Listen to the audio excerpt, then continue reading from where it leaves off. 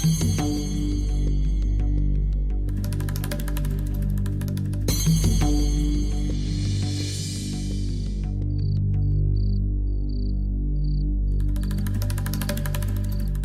Krishna. Hello Abi. എനിക്കൊരു ചെറിയ favour ചെയ്യാമോ? എന്താന്ന് പറയൂ. എനിക്ക് അത്യാവശ്യമായിട്ട് ഒരു 25 ലക്ഷം രൂപ വേണമായിരുന്നു. ആ പണം ഒന്ന് അറേഞ്ച് ചെയ്ത് തരാമോ? അത് ഞാൻ എത്രയും പെട്ടെന്ന് തന്നെ തിരിച്ചു തന്നേക്കാം. സോറി അബി, എന്റെ അവസ്ഥ മോശമാ, ഒന്നും തോന്നരുത്. It's okay, thank you. അതേടാ, ബാങ്ക് ലോണൊന്ന് തിരിച്ചടയ്ക്കാൻ വേണ്ടിയിട്ടാ. ഇല്ലെങ്കിൽ വീട് ലേലം കൊണ്ടുപോകുന്ന പറയുന്നത്. പ്ലീസ്ഡാ, 2-3 മാസത്തിനകത്ത് തിരികെ തരാം. എന്റെ കയ്യിൽ ഇല്ലല്ലോടാ. സോറിടാ, നീ തെറ്റിദ്ധരിക്കരുത്.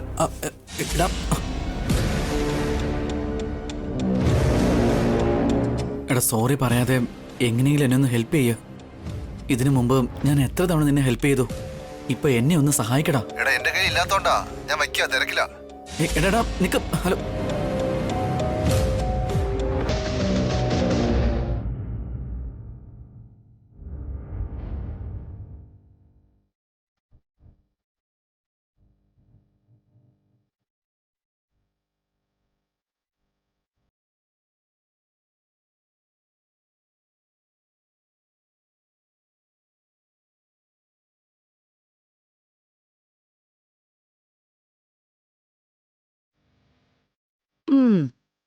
പാവം, ആരുടെ മുഖത്ത് ഒരു സന്തോഷം കാണുന്നില്ല. എല്ലാവരുടെ മുഖം ഇരുണ്ട് കിടക്കുക. അവസാനിച്ചു ബേബി. ഇതോടെ ഇവരുടെ ചാപ്റ്റർ ക്ലോസ്. നാളെ ഉറപ്പായിട്ടും വീട് ലേലത്തിന് പോവും.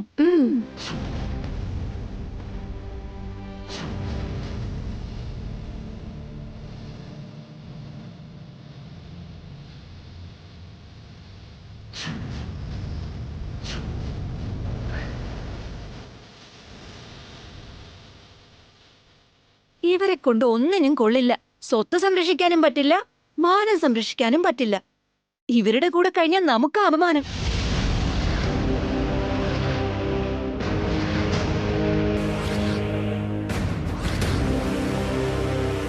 നാളെ ആ ബാങ്കുകാരുടെ മുമ്പിൽ വെച്ച് രക്ഷപ്പെടുന്നതിലും ഭേദം അവര് വരുന്നതിന് മുമ്പേ ഇവിടുന്ന് പോകുന്നതാ.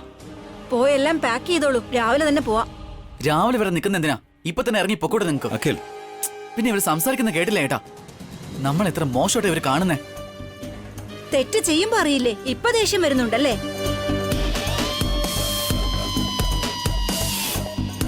ഞങ്ങൾ ചീട്ട് കളിച്ചതിനോ കുടിച്ചു കൂത്താടിയത് കൊണ്ടോ അല്ല കടത്തിലായത്. ഫാക്ടറിക്ക് വേണ്ടിയായിരുന്നു. എന്തിനു വേണ്ടി വാങ്ങിയതാണേലും അത് തിരിച്ചടക്കണ്ടേ? അതല്ലേ ചെയ്തുകൊണ്ടിരിക്കുന്നത് ഇളയമേ. എന്തിനാ ആവശ്യമില്ലാതെ കുത്തി സംസാരിക്കുന്നേ? ഞാനുള്ള സത്യം പറഞ്ഞതേ ഉള്ളൂ. തിരിച്ചടയ്ക്കാൻ പറ്റില്ലെങ്കിൽ പിന്നെ കടം വാങ്ങാൻ പോകുന്ന എന്തിനാ? ആ വീടിന്റെ ഭാഗം കിട്ടുമെന്നും പറഞ്ഞ് എന്റെ മോളെ ഈ വീട്ടിലേക്ക് കൊണ്ടുവന്നു. എന്നിട്ട് എന്റെ ബേബിയെ കൊണ്ട് എല്ലാ ജോലിയും ചെയ്യിച്ചു. ഇവൾ ഒരുത്തി മാത്രമല്ല ജോലി ചെയ്തേ, എല്ലാവരും ജോലി ചെയ്തു. അല്ല, ഇവിടെ ഇങ്ങനെ ജോലി ചെയ്യേണ്ട തലവിധി എന്റെ ബേബിക്ക് എന്തിനാ?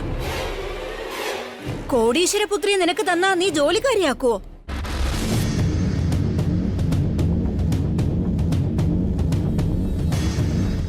ഒരു കാലത്ത് നിങ്ങളും കോടീശ്വരി ആയിരുന്നില്ലേ? ഇപ്പൊ ഉണ്ടോ നിങ്ങളില്ലേ കോടികൾ എടുക്കാൻ? ബിസിനസ് എന്ന് വെച്ചാ ലാഭനഷ്ടമൊക്കെ സഹജമാ. ഞങ്ങളുടെ വീട്ടിൽ ചെയ്തതും ബിസിനസ് തന്നെയാ, ചൂത് കളിച്ച് കളഞ്ഞതൊന്നുമല്ല. ഓ, ചെയ്തു വലിയ ബിസിനസ്. അത്യാഗ്രഹം കാണിച്ച് എല്ലാം നഷ്ടപ്പെടുത്തിയിട്ട് നിൽക്കുന്നുണ്ടില്ലേ? എനിക്ക് വേണ്ടനും ആ അത്യാഗ്രഹം ഉണ്ടാക്കിയത് നിങ്ങൾ നിങ്ങളുടെ മോളുവാ. എല്ലാം നിങ്ങൾ ചെയ്തു വെച്ചിട്ട് എന്നെ എന്തിനാ പറയുന്നേ? ഞാൻ എന്ത് ചെയ്തു? എന്ത് ചെയ്തു എന്ന് നിനക്ക് അറിയില്ല? നിന്റെ അമ്മയുടെ വാക്ക് കേട്ട് ഞങ്ങളെ മൊത്തം തൊലച്ചില്ലേ നീ?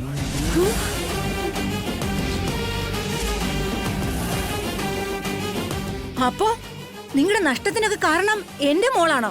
സംശയം എന്താ? അതെ, ഇവളാ എല്ലാത്തിനും കാരണം. ആവശ്യമില്ലാത്ത കാര്യം പറയല്ലേ അഖിൽ? പറഞ്ഞ നീ എന്ത് ചെയ്യോടി?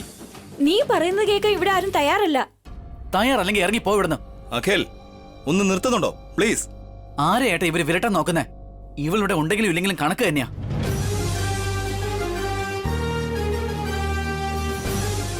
തെറ്റാകിൽ, അങ്ങനെ പറയാൻ പാടില്ല. എത്രയെന്ന് വെച്ചാൽ എടുത്തി സഹിക്കുന്ന ഓരോന്ന്. ഈ ഒരു അവസ്ഥയില് നമ്മളെ ഹെൽപ്പ് ചെയ്യാതെ ഓരോന്ന് വിളിച്ചു പറഞ്ഞോണ്ടിരിക്കുക. ഞങ്ങൾ എങ്ങനെ സഹായിക്കണം എന്നാ പറയുന്നേ? നിങ്ങളുടെ കടമൊക്കെ ഞങ്ങൾ വീട്ടണമെന്നാണോ? നിങ്ങൾ പണമൊക്കെ എൻജോയ് ചെയ്ത് കളയും, ഞങ്ങൾ എന്നിട്ട് കഷ്ടപ്പെടണമെന്ന്.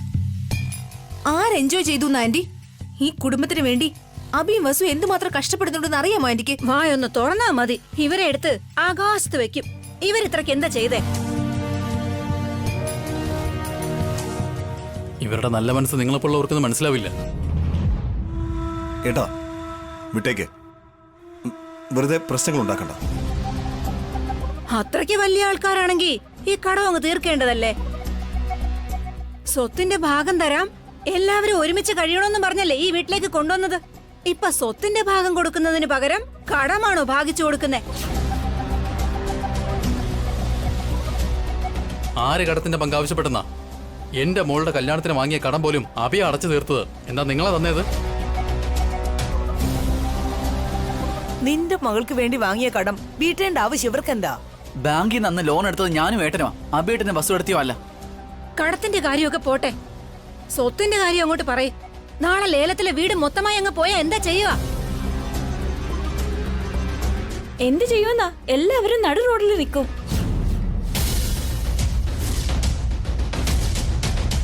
കുറച്ച് മര്യാദയ്ക്ക് സംസാരിക്കുക കാർത്തിക. കാര്യങ്ങൾ ഇതുവരെ എത്തിയിട്ട് ഇനിയെന്ത് മര്യാദയാ? ഞാനും എന്റെ മകളും ഈ വീട്ടിൽ നിൽക്കില്ല, ഇവിടുന്ന് പോവാ. ചെറിയ കാര്യത്തിനൊക്കെ ഇറങ്ങി പോവെന്ന് പറഞ്ഞ പിരിഞ്ഞു പോകുന്നത് അത്ര ഈസി ആണെന്നാണോ?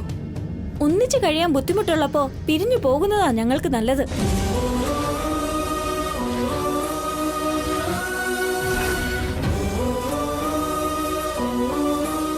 അനാവശ്യമായിട്ട് അങ്ങനെയൊന്നും പറയാതെ കാർത്തിക. അമ്മയുടെ വാക്ക് കേട്ട് കേട്ട് നീ ചീത്തയായിക്കൊണ്ടിരിക്കുക. ഞാൻ കാരണം എന്റെ മോള് ചീത്തയായിരുന്നോ? നിങ്ങളൊക്കെ ഇവിടെ വേദമാണോ ഓതുന്നത്? അതോ ഇനി രാമായണവും മഹാഭാരതവും ചൊല്ലുന്നുണ്ടോ? നിസ്സാരം ഒരു വീട് സംരക്ഷിക്കാൻ ഗതിയില്ല, വലിയ വലിയ കാര്യങ്ങളാ പറയുന്നേ. അങ്ങനെ നിസ്സാരമായി കാണേണ്ട വീടല്ല. ഇനി ഇങ്ങനെ സംസാരിച്ച തന്ന ബഹുമാനം നഷ്ടപ്പെടും. ആ വീട്ടിലാ ഇവരൊക്കെ ജനിച്ചു വളർന്നത്. അവിടെ എത്രയോ ഓർമ്മകളുണ്ട് ഞങ്ങൾക്ക്. ഞങ്ങളുടെ ജീവൻ പോയാലും ശരി, ആ വീട് നഷ്ടപ്പെടുത്തില്ല. ശരി, നഷ്ടപ്പെടുത്തണ്ട. ഞങ്ങളും നിങ്ങളെ വിട്ട് പോയേക്കാം. നിങ്ങളുടെ തലയിൽ എടുത്ത് നിങ്ങൾ അനുഭവിച്ചോ. വാ ബേബി.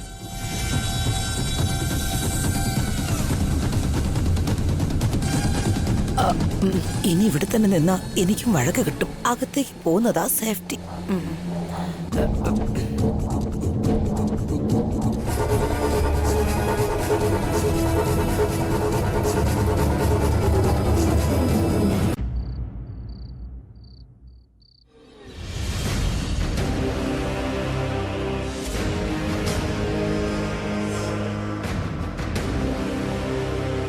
സോറി സിസ്റ്റർ, നിങ്ങൾക്കിതൊരു അപമാനാണെന്ന് എനിക്ക് നന്നായിട്ട് അറിയാം. പക്ഷേ എന്തു പക്ഷേ? എത്ര പ്രാവശ്യം വെച്ചാ ഇൻസൾട്ട് ചെയ്യുന്നത്? സ്വത്തൊന്നും ഇല്ലെങ്കിലും ഇവരുടെ അഹങ്കാരത്തിന് ഒരു കുറവുമില്ല. എന്ത് കണ്ടിട്ടാ ഇവരിങ്ങനെ അഹങ്കരിക്കുന്നെന്ന് മാത്രം എനിക്ക് മനസ്സിലാവുന്നില്ല. ഒരു ഭാഗത്ത് സ്വത്ത് ലേലം ചെയ്യാൻ പോകുന്നു, മറുഭാഗത്ത് വലിയ അഹങ്കാര വർത്തമാനോ. ഇങ്ങനെയുള്ള ആളുകളെ ഞാൻ എവിടെയും കണ്ടിട്ടില്ല. ഇപ്പൊ എന്താ മമ്മി ചെയ്യാൻ ഇനി മറ്റൊന്നും ഇല്ല. ഈ ദാരിദ്ര്യം പിടിച്ച വീട്ടിൽ താമസിക്കേണ്ട അവസ്ഥ നിനക്കില്ല. നാളെ എന്റെ കൂടെ എന്റെ വീട്ടിലേക്ക് വന്നോണം. അങ്ങനെ ഇറങ്ങി പോകുന്നത് എങ്ങനെയാ സിസ്റ്റർ? നിങ്ങൾക്കിപ്പോ സ്വത്ത് മുതലൊന്നും ഇല്ലല്ലോ. കാർത്തികയ്ക്ക് മാനേജർ പോസ്റ്റ് ഉണ്ടല്ലോ, ജീവിക്കാൻ അത് തന്നെ ധാരാളമാ. പ്രമോഷൻ കിട്ടിയാ ഇനിയും കൂടുതൽ സാലറി കിട്ടും. അപ്പോ അഖിലിന്റെ അവസ്ഥ എന്താവും മമ്മി? അഖിലിനെ വിട്ട് എനിക്ക് വരാൻ പറ്റില്ല. വന്നേ പറ്റൂ. അഖിലിന് നിന്റെ വില മനസ്സിലാവണം. കുറച്ചു കാലം നീയൊന്ന് അകന്നു കഴിഞ്ഞാലേ അപ്പോ അവൻ നിന്റെ കാലിൽ വന്ന് വീഴും. എടുത്ത് ചാടല്ലേ സിസ്റ്റർ. താനേ മുറിയുന്നതിന് മുന്നേ നമ്മളായിട്ട് മുറിക്കണോ? മുറിഞ്ഞു പോകാതെ നോക്കാൻ ഇവിടെ ബന്ധമൊന്നും ബാക്കിയില്ല. നാളെ ബാങ്കുകാർ വന്ന് ആ വീട് ലേലത്തിൽ വെച്ചാൽ ഇവരുടെ എല്ലാവരുടെയും കയ്യിൽ പിന്നെ ഓട്ടക്കാലനയാ മിച്ചം. ഒരാള് സെക്യൂരിറ്റി, ഒരാള് തോട്ടക്കാരൻ, അങ്ങനെ ഓരോരുത്തരും ഓരോ ജോലി ചെയ്തോണ്ടിരിക്കുവല്ലേ. അതങ്ങ് സ്ഥിരമായിട്ട് ചെയ്യേണ്ട അവസ്ഥ വരും. ആ വസുവും ഭാവനയും 4-5 വീടുകൾ കയറി ഇറങ്ങി പാത്രം തേക്കേണ്ട അവസ്ഥയാവും. ഇവിടെ താമസിച്ചാ എന്റെ മോൾക്കും അതേ അവസ്ഥ തന്നെയായിരിക്കും ഉണ്ടാവുക. അത് സത്യ സിസ്റ്റർ. ഇവരുടെ വാക്കും കേട്ട് ഇവിടേക്ക് വരാനേ പാടില്ലായിരുന്നു. ഒരു ആവശ്യമില്ലാതെ വന്നു കേറി. ഞാനും അഖിലും വരില്ലെന്നല്ലേ പറഞ്ഞേ? ആവശ്യമില്ലാതെ നിങ്ങളാണ് ഇവിടെ കൂട്ടിക്കൊണ്ട് വന്നേ. വേറെ വീട്ടില് കഴിയുകയാണെങ്കിൽ സ്വത്തിന്റെ പങ്ക് കിട്ടില്ലെന്ന് പറഞ്ഞ് ഞങ്ങളെ പേടിപ്പിച്ച ഇവിടെ കൊണ്ടുവന്നത്. ഇപ്പൊ വീടുമില്ല, അതിലെ പങ്കുമില്ല. അങ്ങനെയാണോ സിസ്റ്റർ? ഇവരെ നിങ്ങളാണോ ഇവിടേക്ക് കൊണ്ടുവന്നത്? അത് അത് സിസ്റ്റർ അന്നെന്തോ അറിയാതെ. നിങ്ങൾക്ക് എന്തുകൊണ്ട് അറിഞ്ഞൂടാ? നിങ്ങൾക്ക് എല്ലാം അറിയാം. നിങ്ങൾ ഒരു മനുഷ്യ സ്ത്രീ അല്ല, എങ്ങനെയോ മനുഷ്യ ജന്മം എടുത്തതാ. നിങ്ങളെക്കാൾ പട്ടിയും പൂച്ചയും എത്രയോ ഭേദമാണ്.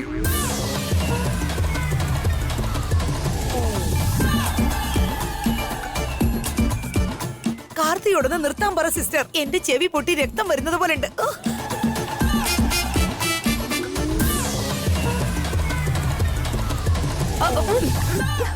നിന്റെ കാല് വേണേ ഞാൻ പിടിക്കാം. എന്നെ വഴക്ക് പറഞ്ഞ് കൊല്ലാതെ. നിനക്ക് പുണ്യം കിട്ടൂടി. രാത്രി തന്നെ ബാഗൊക്കെ പാക്ക് ചെയ്യ് ബേബി, രാവിലെ തന്നെ പോവാം. Okay mummy. മമ്മി പറയുന്നത് വളരെ ശരിയാ. ഞാൻ ദൂരെ പോയാലേ അഖിലിന് എന്റെ വില മനസ്സിലാകൂ. നമുക്ക് നാളെ മോർണിംഗ് തന്നെ പോകാം. നാളെ ആ വീട് ലേലത്തിന് വെക്കാൻ പോവല്ലേ? ഈ സമയത്ത് നമ്മൾ ഇറങ്ങിപ്പോയി അവരെന്ത് വിചാരിക്കും? അവരെന്ത് വിചാരിച്ചാലും അതുകൊണ്ട് നമുക്കെന്താ? ആ കടം എങ്ങനെ വീട്ടുന്നോ, ആ വീട് എങ്ങനെ സംരക്ഷിക്കുന്നോ, അതൊക്കെ അവരുടെ മാത്രം കാര്യം. ഞങ്ങൾ ഇവിടുന്ന് പോവാ. ഒന്നും കൂടി ഒന്ന് ആലോചിക്കും സിസ്റ്റർ. വേണമെങ്കിൽ നിങ്ങളും കൂടി ഞങ്ങളോടൊപ്പം വന്നോളൂ. പക്ഷെ ഞങ്ങൾ പോകുന്നത് നിങ്ങൾ തടയരുത്. ഓ, നമ്മളെ കൂടെ ഇവരെന്തിനാ കൊണ്ടുപോകുന്നേ? വെറുതെ അധിക ചെലവ്.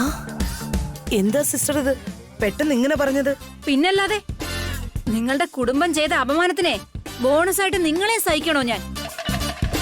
നിങ്ങളെയും കൂട്ടിക്കൊണ്ട് പോയെന്ന് പറഞ്ഞ് നിങ്ങളുടെ കുടുംബം വീണ്ടും ഞങ്ങളെ വഴക്ക് പറഞ്ഞ അത് ഞങ്ങൾ കേട്ടോണ്ടിരിക്കണം. നിങ്ങൾ ഞങ്ങളുടെ കൂടെ ഒന്നും വരണ്ട, ഇവിടെ തന്നെ ഇരുന്നാ മതി. കാർത്തികേ, മമ്മി പറഞ്ഞു കഴിഞ്ഞല്ലോ, അതാണ് ഫൈനൽ. നാളെ ഞാനും എന്റെ മമ്മി മാത്രമാണ് പോകുന്നത്. ഞങ്ങളുടെ കൂടെ നിങ്ങൾ വരണ്ട. അമ്മയും മോളും രണ്ടും കണക്കാ.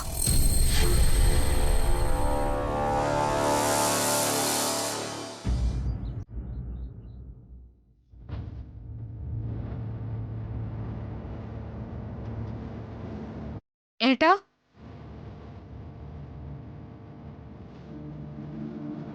ഏട്ടൻ ഇത് എവിടെ പോയി?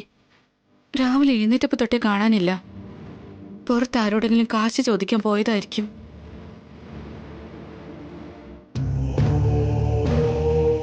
ഇന്നലെ മുഴുവൻ പലരോടും കടം ചോദിച്ചു ഭാവനെ, പക്ഷെ ആരും തന്നില്ല. 5000 10,000 ആയിരുന്നെങ്കിൽ ആരെങ്കിലും തരുമായിരുന്നു.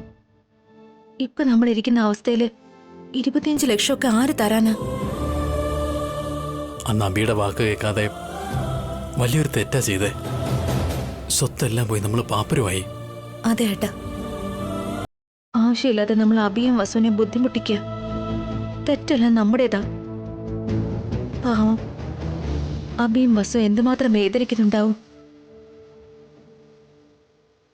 അന്നൊക്കെ ബുദ്ധി മരവിച്ച അവസ്ഥയിലായിരുന്നു. നിന്റെ വാക്കുപോലും ഞാൻ കേട്ടിരുന്നില്ലല്ലോ. മാത്രമല്ല അഖിലും കാർത്തികയും കൂടെ ചേർന്ന് എന്നെ തെറ്റിദ്ധരിപ്പിക്കുകയും ചെയ്തു. ഒരു കുഴി കൊണ്ട് ചാടിക്കായിരുന്നു. നമ്മൾ ആ തെറ്റായ വഴി തിരഞ്ഞെടുത്തത്. മറ്റുള്ളവരെ കുറ്റം പറഞ്ഞിട്ട് എന്ത് ചെയ്യാനാ? ശരിയാണ് ഭാവനെ. ഞാനൊന്ന് ശ്രദ്ധിച്ച് പ്രവർത്തിച്ചിരുന്നെങ്കിൽ ഇങ്ങനെയൊന്നും സംഭവിക്കില്ലായിരുന്നു. അഖിലൊറ്റയ്ക്ക് എന്ത് ചെയ്യാനാണ്? അവന് വലിയ ജീവിതാനുഭവം ഇല്ലല്ലോ. ഹലോ ഡാ, കാശ് വേണോടാ, വലിയ അർജന്റാ. 25 വേണ്ടത്. അയ്യോ, 25,000 അല്ല, 25 ലക്ഷം. എടാ, ബാങ്കിൽ അടയ്ക്കാൻ വേണ്ടിട്ടാ, ഇല്ലെങ്കിൽ ഞങ്ങളുടെ വീട് ലേലത്തിൽ പോവും. പ്ലീസ് എങ്ങനെയെങ്കിലും ഒന്ന് അറേഞ്ച് ചെയ്യടാ.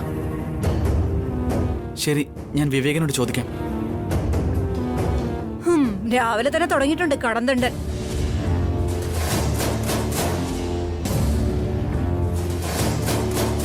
അത് ശരി, ശരിയായ ഹീറോ എവിടെ?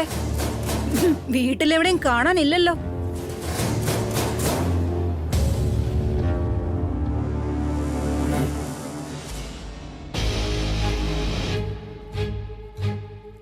നിങ്ങൾ ആരെപ്പറ്റിയാ പറയുന്നത് ആന്റി?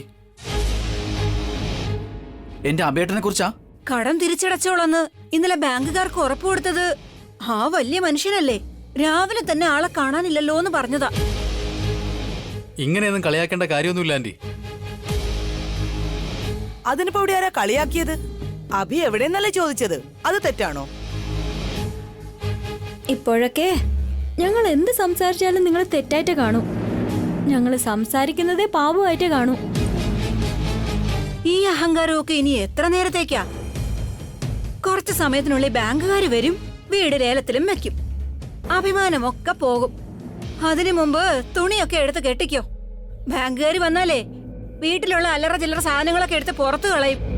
ബാങ്കുകാർ ലേലത്തിന് വെച്ചിരിക്കുന്നത് ഈ വീടല്ല ആന്റി. ആ വീടാണെന്ന് എനിക്കറിയാം. ലേലത്തില് കടത്തിനുള്ള എമൗണ്ട് മുഴുവൻ കിട്ടിയില്ലെങ്കിലേ ബാങ്കുകാര് വീട്ടിലുള്ള മറ്റു സാധനങ്ങളൊക്കെ എടുത്തോണ്ട് പോകുമല്ലോ. അത് മുമ്പിൽ കണ്ടിട്ടാ ആവശ്യമുള്ളതൊക്കെ എടുത്തു വച്ചോളാം ഞാൻ മുൻകൂട്ടി പറഞ്ഞത്.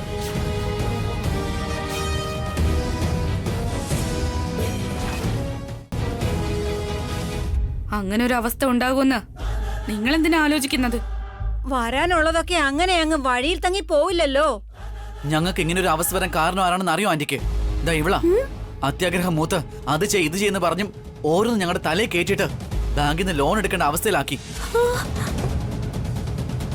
തെറ്റ് മുഴുവൻ നിങ്ങൾ ചെയ്തിട്ട് എന്റെ ബേബിയെ പറയുന്നോ? അഖിൽ പറഞ്ഞതാ സത്യം. അന്ന് കാർത്തിക കാരണോ കടം വാങ്ങേണ്ടി വന്നത്. നിങ്ങൾ രണ്ടുപേരും ചെറിയ കുട്ടികളാണോ ഭാസ്കരേട്ടാ ഞാൻ പറയുന്നത് കേൾക്കാനായിട്ട്? അതോ നിങ്ങൾക്ക് ബുദ്ധിയില്ലേ? നിങ്ങൾക്കും ബ്രെയിൻ ഉണ്ടല്ലോ, സ്വയം ആലോചിക്കണ്ടേ? ഞാൻ പറഞ്ഞ ഉടനെ അങ്ങ് ചെയ്യുമല്ലേ?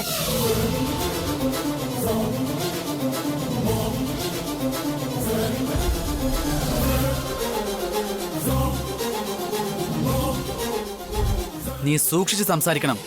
ഏട്ടനെ കുറിച്ച് നീ ഒരു വാക്ക് മിണ്ടിയാലുണ്ടല്ലോ. അവള് പറഞ്ഞാൽ എന്താണ് തെറ്റുള്ളത്? ഓരോന്ന് പറഞ്ഞൂന്ന് വെച്ച് നിങ്ങളൊന്നും ആലോചിക്കണ്ടായിരുന്നോ? അയ്യോ, അങ്ങനെയൊന്നും പറയരുത് സിസ്റ്റർ. എല്ലാവർക്കും പെട്ടെന്നങ്ങ് ദേഷ്യം വരും. ഒരു ഫാക്ടറി പോലും മര്യാദയ്ക്ക് നോക്കി നടത്താൻ അറിയില്ല, എന്നിട്ട് വലിയ വർത്തമാനം പറയുന്നു. ഞങ്ങളോട് ആ ഫാക്ടറി വാങ്ങാൻ പറഞ്ഞതാരാ? നിങ്ങൾ തന്നെയല്ലേ? നഷ്ടത്തിലായ ഫാക്ടറി തലയെ കെട്ടി വെച്ചെന്ന് അതിന്റെ കമ്മീഷനും കൂടെ വാങ്ങിയില്ലേ നിങ്ങള്? ഇത്രയും നേരം എന്റെ ബേബിയെ പറഞ്ഞത്, ഇനി എന്നെയും കൂടി അങ്ങ് പറയൂ. കമ്മീഷൻ വാങ്ങേണ്ട ആവശ്യം എനിക്കെന്താ? നിങ്ങൾ വേണോന്ന് പറഞ്ഞതുകൊണ്ടല്ലേ ഫാക്ടറി വാങ്ങി തന്നത്. നഷ്ടത്തിലോടുന്ന ഫാക്ടറി വേണമെന്ന് പറഞ്ഞു ഞങ്ങള്. സത്യത്തിൽ ഞങ്ങൾക്കൊന്നും ബോധം ഉണ്ടായിരുന്നില്ല. ദൈവത്തെ പോലെ കരുതുന്ന അഭിയേട്ടന്റെ വാക്ക് കേൾക്കാൻ ഞങ്ങൾ തെറ്റ് ചെയ്തു. നിങ്ങൾ ഇപ്പോഴും അതേ തെറ്റ് തന്നെ ചെയ്യുന്നേ. ഈ വീട്ടിൽ താമസിച്ചോണ്ട് ഈ ദാരിദ്ര്യം പിടിച്ച വീട്ടിൽ നിന്ന് ആദ്യം നിങ്ങൾ പുറത്തേക്ക് വാ. അപ്പോഴേ നിങ്ങളെ അപഹരിച്ച ശനി ഇവിടുന്ന് പുറത്തു പോകൂ. ആ പറഞ്ഞത് ശരിയാ സിസ്റ്റർ. നാട്ടിലുള്ള ദാരിദ്ര്യങ്ങളെല്ലാം ഈ വീട്ടിലാ ഉള്ളത്. ഇത് വീടാണോ? നരകമല്ലേ നരകം.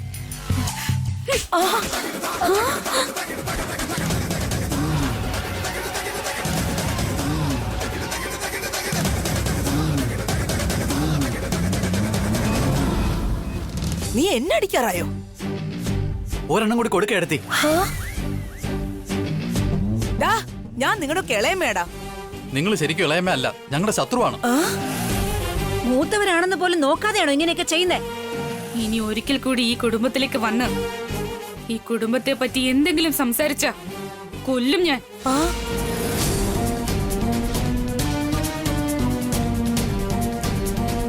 വസുവേട്ടത്തി പറഞ്ഞത് ആന്റിയല്ല മോമിനെയാ. നിങ്ങൾ എന്താ വിചാരിച്ചു വെച്ചിരിക്കുന്ന ഈ കുടുംബത്തെ പറ്റി? നിങ്ങൾ ഈ വീട്ടിൽ എവിടെയാ ദാരിദ്ര്യം കാണുന്നത്? കഷ്ടവും നഷ്ടങ്ങളൊക്കെ ഉണ്ടായാലും എല്ലാവരും ഒരുമിച്ചാ പങ്കിടുന്നേ. സുഖ ദുഃഖങ്ങളും പങ്കിടുന്നുണ്ട്. ഓരോരുത്തരും പരസ്പരം സഹായിച്ചാ ജീവിക്കുന്നേ. അങ്ങനെയുള്ള കുടുംബത്തെ നിങ്ങൾക്കൊക്കെ നരകമായിട്ടാണല്ലേ തോന്നുന്നത്? ആവശ്യമില്ലാത്ത കാര്യങ്ങൾ വിളിച്ചു പറഞ്ഞ നിങ്ങളുടെയൊക്കെ നാവ് വാർത്തെടുക്കും. ബുദ്ധിയില്ലാത്ത വർത്തമാനം പറഞ്ഞ തന്ന ബഹുമാനവും തിരിച്ചെടുക്കും. എന്താ കാർത്തികയ്ക്കും അവളുടെ അമ്മയ്ക്കും സപ്പോർട്ട് ചെയ്ത് സംസാരിച്ചതിന് നീ ഇങ്ങനെയൊക്കെയാണ് എന്നോട് പെരുമാറുന്നത്?